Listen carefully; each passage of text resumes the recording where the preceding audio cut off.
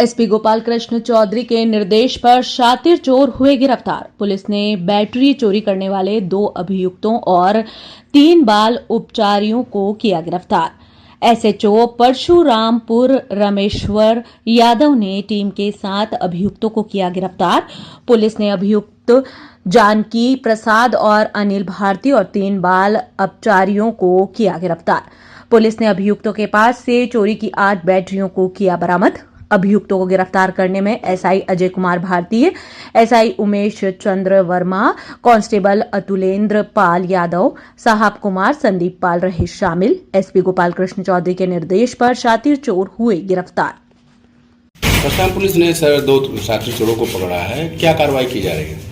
थाना क्षेत्र परशुरामपुर में ई रिक्शा की बैटरियां चोरी हो रही थी, जिसके क्रम में दिनांक 9 अगस्त की रात्रि में 2 जगहों पर ई रिक्शा की बैटरी चोरी हुई थी, जिसमें पहली रेणु गुप्ता जो कि सिकंदरपुर की रहने वाली थी, उनके ई रिक्शा की 2 बैटरियां चोरी कर ली गई थी। और दूसरा उसी रात्रि में श्यामजी गुप्ता जो कि चौरी के रहने वाले थे, उनके ई रिक्शा की 2 बैटरियां चोरी कर ली गई थी। इसके संबंध में थाना परशुरामपुर पर मुकदमा पंजीकृत करके और घटना को वर्कआउट करने के लिए 3 टीमें लगाई गई थी, जो कि लगातार सक्रिय थी। इसी दौरान 23 अगस्त को फिर कृष्णदेव गुप्ता जो कि हैदराबाद के रहने वाले थे, उनके घर के सामने खड़े हुए ई रिक्शा की 4 बैटरियां चोरों ने चुरा ली।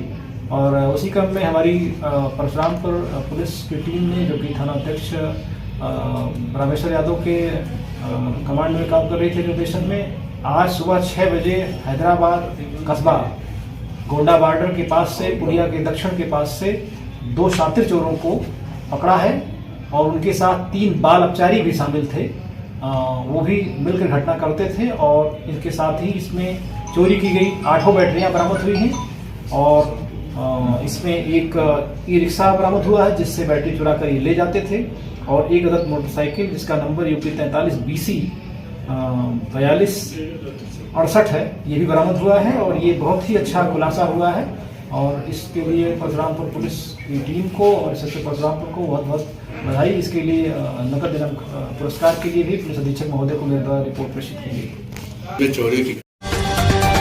एसपी गोपाल कृष्ण चौधरी के निर्देश पर गांजा के साथ तस्कर हुए गिरफ्तार। एसओ कप्तानगंज रोहित उपाध्याय ने टीम के 7 अभियुक्तों को किया गिरफ्तार। पुलिस ने अभियुक्त सनी सोनकर और राजकुमार को किया गिरफ्तार। पुलिस ने अभियुक्त के पास से 2 किलो 470 ग्राम गांजा किया बरामद। पुलिस ने अभियुक्तों को नेशनल हाईवे 28 के रमवापुर मोड़ से किया गिरफ्तार। पुलिस ने अभियुक्त के खिलाफ धारा 8/20 NDPS एक्ट व मुआसा 206 2023 धारा 8/20 NDPS एक्ट के तहत मुकदमा किया दर्ज। अभियुक्तों को गिरफ्तार करने में SI Jaishankar Pandey, SI Javed Khan, head constable Krishna Kumar Dubey, constable SP Chauhan, Ramesh Chauhan रहे शामिल। एसपी गोपाल कृष्ण चौधरी के निर्देश पर गांजा के साथ तस्कर हुए गिरफ्तार।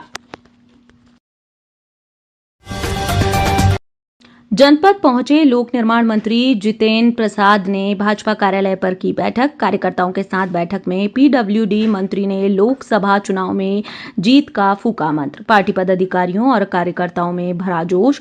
सरकारी गेस्ट हाउस पहुंचे पीडब्ल्यूडी मंत्री जितेंद्र प्रसाद ने की विभागीय बैठक। बैठक के दौरान मंत्री ने कसे कर्मचारियों के पेंच। उन्होंने कहा कि इन 6 वर्षों में प्रदेश विकास के पथ पर आगे बढ़ा है। जनपद पहुंचे लोक निर्माण मंत्री जितेंद्र प्रसाद ने भाजपा कार्यालय पर की बैठक। कार्यकर्ताओं के साथ बैठक में पीडब्ल्यूडी मंत्री ने लोकसभा चुनाव में जीत का फूका मंत्र। पार्टी पदाधिकारियों और कार्यकर्ताओं में भरा जोश। सरकारी गेस्ट हाउस पहुंचे पीडब्ल्यूडी मंत्री जितेंद्र प्रसाद ने की विभागीय बैठक। बैठक के दौरान मंत्री ने कसे कर्मचारियों के पेंच।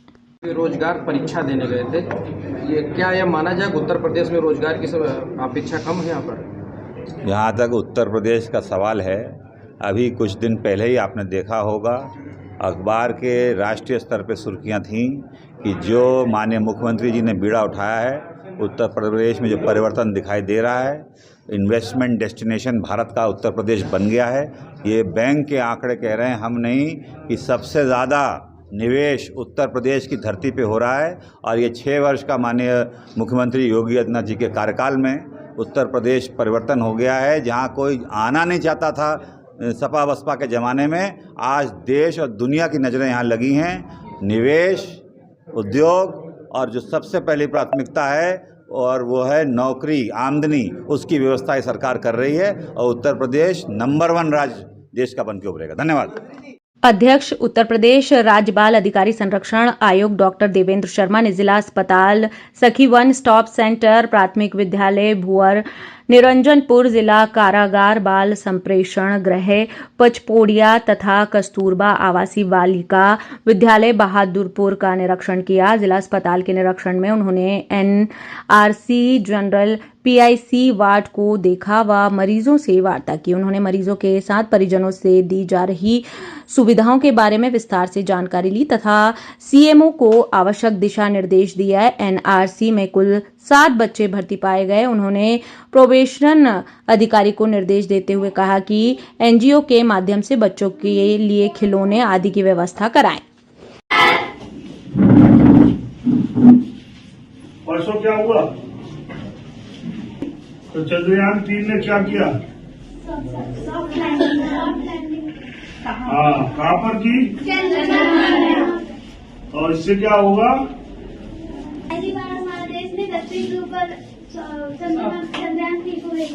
Very good. अच्छा, एक बात बताओ, तुम में से लक्ष्य किसने नहीं बनाया है? टारगेट क्या करना है जीवन में? क्या करना है? आप बढ़ाइए, क्या करोगे? क्या करोगे? क्या करोगे? क्या उद्देश्य है? Good, very good. आईएएस पढ़ने के लिए क्या करोगे? क्या करोगे? लक्ष्य के प्रति बैठ जाओ। लक्ष्य के प्रति समर्पण क्या है? लक्ष्य के प्रति समर्पण, कठिन परिश्रम,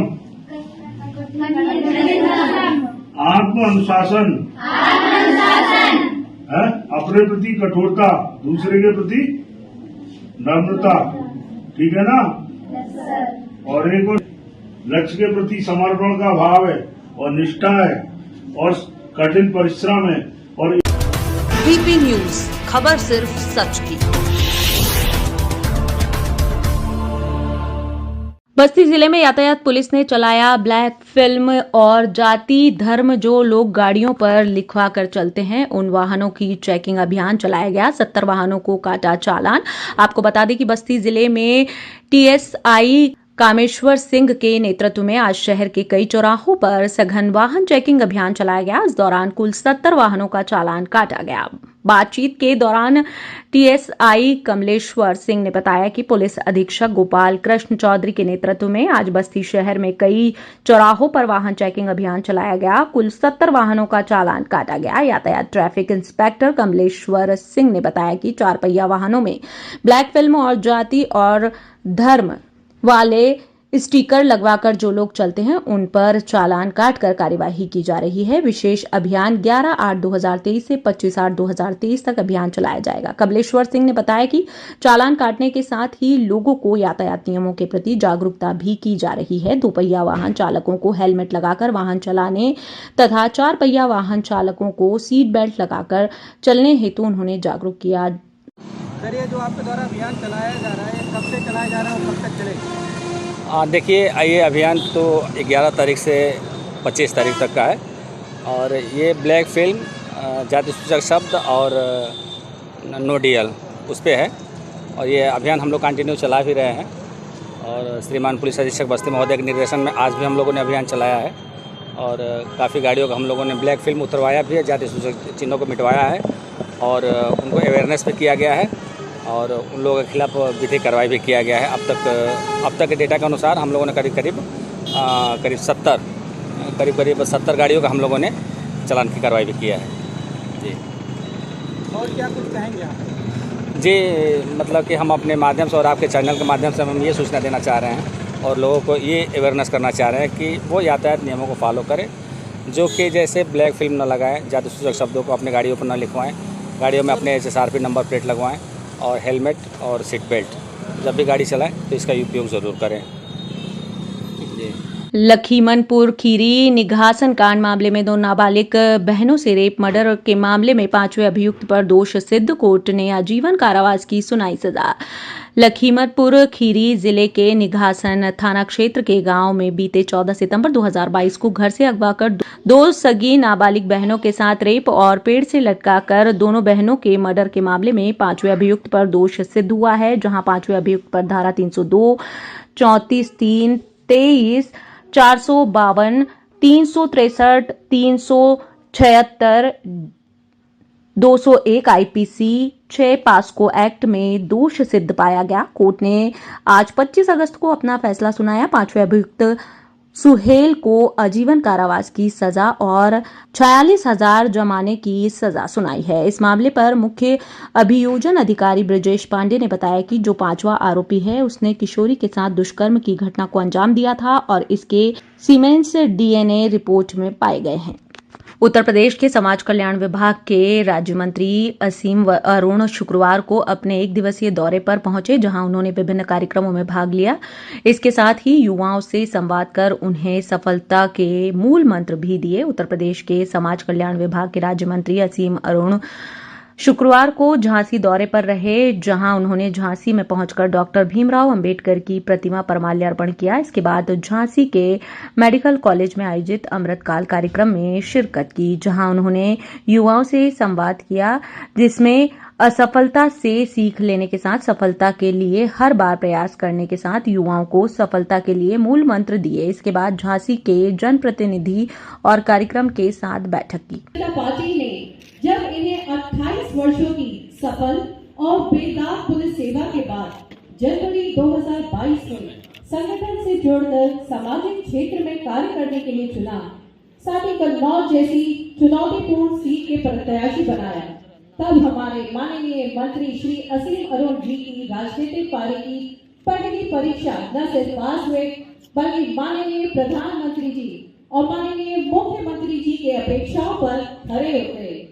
कार्रवाई की हो आपने? जी जी, भ्रष्टाचार पे नकेल कसने के लिए मोदी जी ने, योगी जी ने बहुत बड़े कदम उठाए हैं, लेकिन जो संभावनाएं भ्रष्टाचार की बची हैं अब उसको दूर करना हम लोग का ज़मीनी स्तर पे काम है।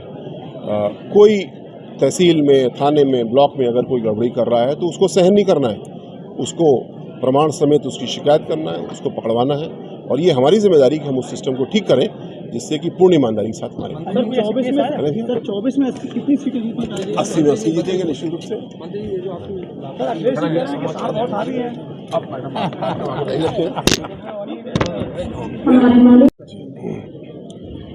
ये अमृतकाल में सहभागिता कार्यक्रम इस उद्देश्य से है कि हमारे युवा साथी जो अभी पढ़ाई पूरी कर रहे हैं या कर चुके हैं उनको रास्ता दिखाया जा सके कि किस प्रकार मोदी जी द्वारा, योगी जी द्वारा जो विभिन्न योजनाएं दी गई हैं, उद्योग के लिए, पशुपालन के लिए, आईटी सेक्टर के लिए बहुत सारी योजनाएं हैं और प्रारंभिक जानकारी उसकी आज बच्चों को दी जा रही है। साथ साथ हम सूची बना रहे हैं कि किस युवा साथी की किस क्षेत्र में रुचि है, इंटरेस्ट है, और उनके साथ में फॉलोअप के रूप में हम लोग 30-30, 40-40 के ग्रुप में बच्चों को बुलाएंगे, उनको विशिष्ट रूप से फिर प्रशिक्षण करेंगे, उनको फील्ड विजिट कराएंगे, जिससे कि जिस क्षेत्र में वो काम करना चाहते हैं जब वो संकल्प पूरा करें, उसकी जानकारी ले लें, फिर उनको हम ऋण भी दिलाएंगे और आगे उनको बढ़ाएंगे। सर, क्या इसको न्यू एजुकेशन पॉलिसी में जोड़ा जा रहा है? क्योंकि आजकल जो न्यू एजुकेशन पॉलिसी में है कि बच्चे छोड़ सकते हैं 1 साल के बाद पढ़ाई, तो क्या उनको भी जोड़ा जाएगा? जो राष्ट्रीय शिक्षा नीति है वो बिल्कुल इसी दृष्टिकोण से है कि हमारी शिक्षा रोजगार परक भी होनी चाहिए और रोजगार की योजनाएं भी हैं, इधर शिक्षा भी हो रही है। और हम लोग जैसे कि नर्सिंग कॉलेज में बैठे हैं तो नर्सिंग कॉलेज से बहुत से बच्चे हैं जो किसी अस्पताल में नौकरी करेंगे, बट बहुत से हैं जो स्वयं उद्यमी बन सकते हैं। तो दोनों रास्ते हमको खोलने हैं, दोनों विकल्प बच्चों को देने।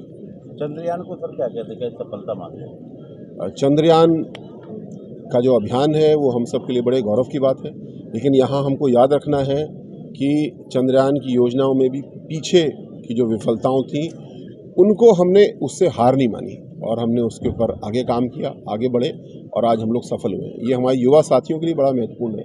अगर हम एक बार किसी प्रतियोगिता में फेल हो जाते हैं या बिजनेस में ही फेल हो जाते हैं तो हमको हार नहीं माननी है, हमको और प्रयास करना है, आगे बढ़ना है।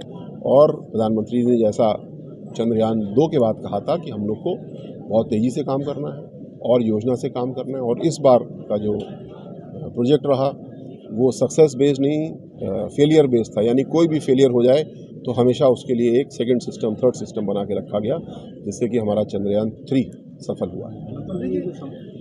जो अगला कार्यक्रम उसकी भी बाइट में देता हूँ, समझ मिलती है जी। हर साल ये होता है कि आवेदन से लेके प्रतिपूर्ति की योजना है, इसमें काफ़ी व्यापक परिवर्तन इस समय किए जा रहे हैं। माननीय मुख्यमंत्री जी के निर्देश प्राप्त हुए और अभी आप देखेंगे जल्दी इसकी नीति घोषित हो जाएगी 1 सप्ताह के बाद। इसमें मूल रूप से ये प्रयास किया जा रहा है कि जो छात्र हैं उनको शुरू से मालूम हो कि उनको छात्रवृत्ति मिलेगी या नहीं मिलेगी। कुछ शर्तों से अटेंडेंस की शर्त होगी और अच्छे नंबर लाने की शर्त होगी। जो सॉफ्टवेयर काम करता है, जो प्रक्रिया है वो आसान की जाएंगी। कहीं भी अगर किसी प्रकार के घपले की कोई थोड़ी सी संभावना बची है तो उसको भी दूर किया जा रहा है, जिससे कि सही छात्र जो अच्छी पढ़ाई कर रहे हैं वो लाभ ले सकें और किसी भी प्रकार कोई संस्थान जो गड़बड़ी कर रहा था वो उसको नुकसान ना पहुँचाए। मैं जो दूसरा कार्यक्रम उसकी भी आपको देता हूँ अभी, या है ना। विरोधी पार्टियां बोल रही हैं चंद्रयान की सफलता भाजपा ले रही है।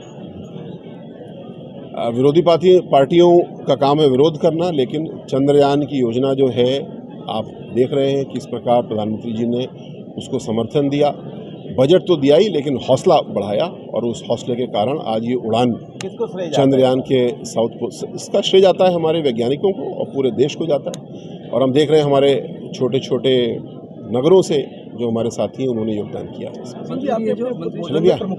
उत्तर प्रदेश कांग्रेस के प्रदेश अध्यक्ष अजय राय ने गांधी प्रतिमा पर पहुंचकर बापू की प्रतिमा पर माल्यार्पण कर उन्हें याद किया।